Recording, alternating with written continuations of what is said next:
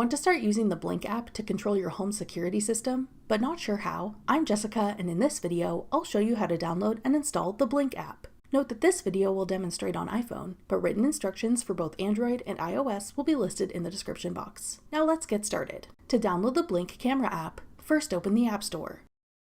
Go to the Search tab. Then type in Blink at the top. Tap Blink when it appears in the search results. Then tap Get. If prompted, use Face ID or enter your password to confirm that you want to download the app.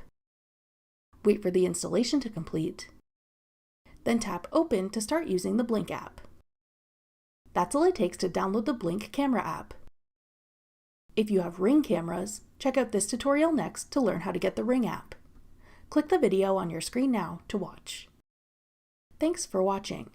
If you found this video helpful, we'd love it if you'd hit the like button below and subscribe to our channel. We put out great new tech tutorials like this one every day.